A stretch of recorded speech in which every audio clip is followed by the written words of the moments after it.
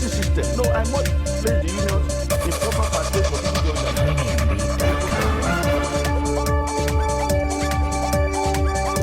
Hello and welcome to the program. I am DEJI360. Familiar crisis in the Nigerian Senate. Senators of opposition People's Democratic Party last Wednesday staged a walkout in the Senate in protest over the decision of a PDP senator to defect. That's a PDP senator now from Ondo State to defect. Now, plenary had actually started normally like any other day while proceedings went on smoothly until Senate President Bukola Saraki read a letter from Senator Yele Omogunwa of Ondo South Senatorial District informing his colleagues of his decision to defect from the PDP now to the APC, citing division and crisis, of course, in the PDP as reason for his defection. Now, Senator Omogunwa had been the only PDP senator in Ondo State, while the other two, Ajayi Borofis and Tayo Alasho Adura, are both of the APC. Well, the decision did not go down well with the PDP senators, and of course the minority leader now, Godswill Akpabio, raised a point of order saying there was no division and crisis in the PDP.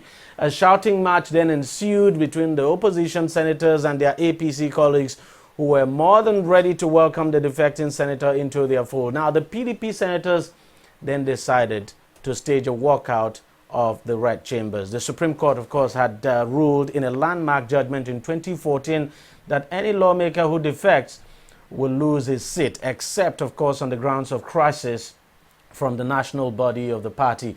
Coincidentally, an Ondo lawmaker, Ifedayo Abegunde, was the first victim of this judgment. He left the Labour Party to join the APC while representing Akure South in the House of Representatives at the time. Now, he lost his seat as a result of the judgment because back then there was no known division or crisis within the Labour Party when he chose to defect. But in the current case, now I should say, is the current case now different given what is happening in the PDP? But let's take a listen now to the senators. We take a listen to Senate Minority Leader Godswill Akpabio and, of course, another senator who spoke in favor of the APC, Dino Melaye, on this issue.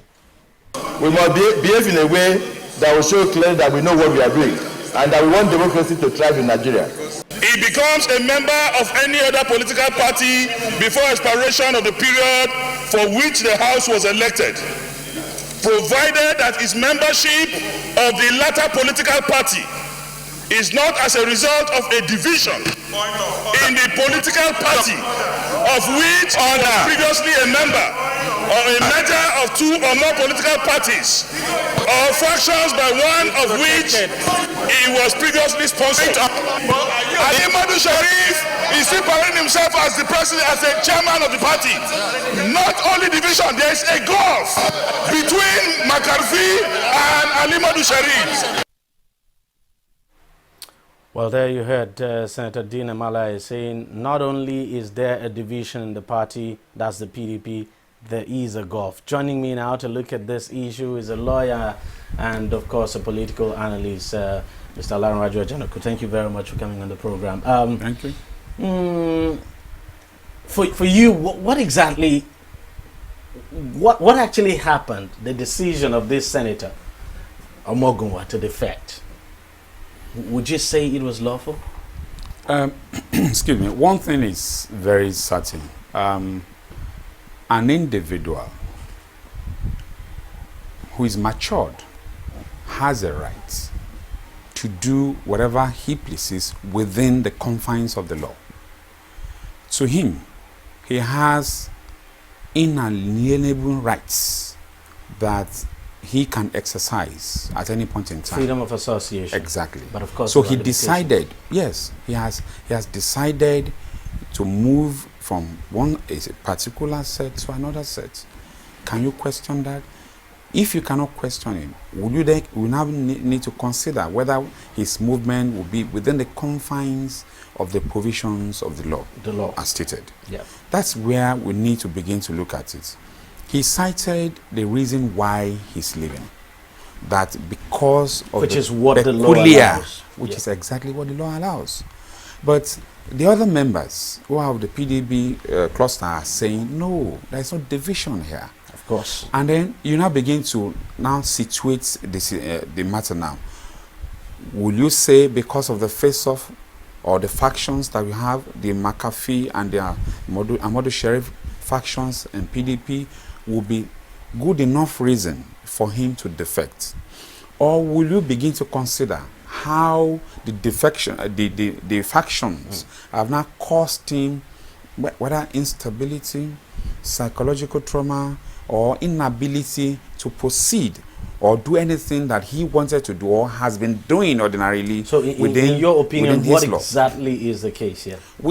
Now, the way it is, as provided by the Constitution itself, Section 109, subsection 9, is to the effect. Now, our interpretation will be subjective.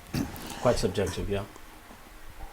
He is saying that by virtue of that provision of the law, Section 109, subsection 1G, says if there is indeed a situation wherein you have factionalization of a party, exactly, it is good enough reason for a person to move.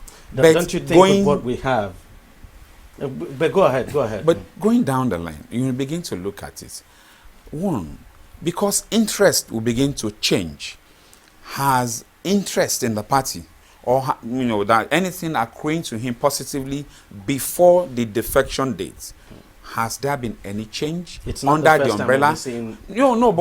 But let us look at it critically. Has there been any change? Has it been affected? Has his rights been affected? Because if you look at subsection 2 of section 109, subsection 2 of 109 is to the effect that there could, when there is a situation where you have mergers, moving away from section 109, subsection 1G to subsection 2 now, is saying, looking at a situation where there have been amalgamation coming together of parties, in that wise, interest will change. But in this case, we can't deny the fact that there's crisis in the PDP and that the PDP is factionalized. That's glaring for everybody to see. It is a true statement. Is it a fact? No, it is a true statement, but I will say not a statement, necessarily a statement of facts. Because what you have said is a true statement. That the way it is, seemingly so. The PDP is factionalized. Seemingly so, yes. Yeah. Seemingly so, there are factions. Yeah. But now, you have quite clear, Abdul Sheriff, Ahmadu Sheriff. You have two people claiming. 2 people, yes. Don't let me begin to mention that. 2 people are claiming to be chairmanship of the party. Headship of the party. Exactly, exactly. Because the other man says he's the chairman of the caretaker committee. This man says he is the chairman of the party. Now, let us look at it critically.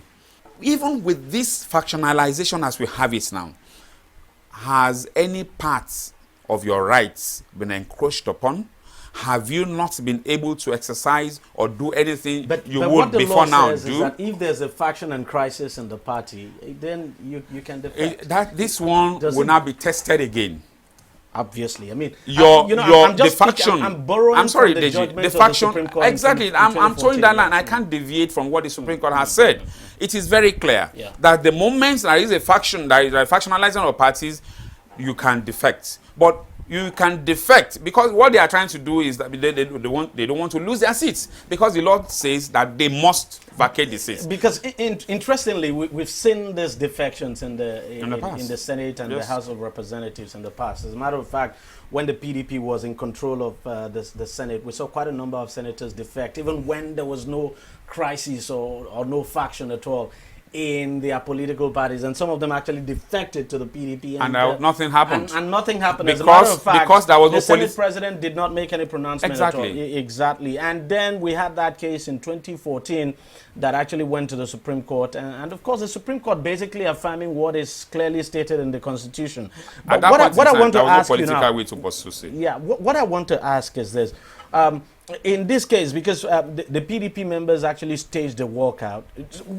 If, for instance, you say this lawmaker should not have defected, so what should have happened? The Senate president should have declared his seat vacant? Is that what should have happened? Exactly. That's the way it is. That's the way it is. In compliance, in the interpretation. Now, could we say if in the interpretation of the Senate president, there is no crisis in his political party. That was why I said in the beginning that it is subjective. It is the way I see it, So the way the I se- will interpret it. In any case, As we a could layman, we could not as being well the say the court. Senate president was right in not declaring his seat vacant. He may because be right, he may be subject wrong. to his interpretation. Exactly. That's what I said yeah. precisely. We can say, well, yes, he was right in refusing to declare, or that his inability, or that you can say that his inability to declare was as a result of his, will I say, I won't call it ineptitudeness, but I mean, trying to cover up for some people because of cleavage So to the each best other. way to address this would be that this case would have to go to court. You just test it quickly.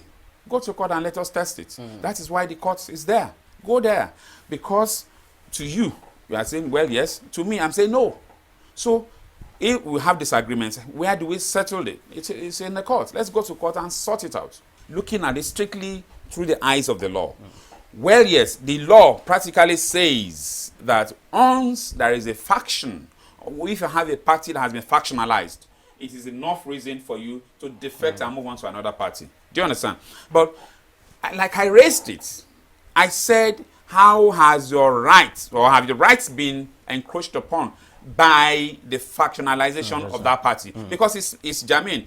If I want to ask for something, I say, no, you have encroached on my rights, then that right must be residing in me. So for you, beyond the issue of factionalization, factionalization and beyond the issue of crisis in the party, yes, it's also important to look at those rights, and that is what the law will look at. They will be placed contextually and determined the way they should be determined.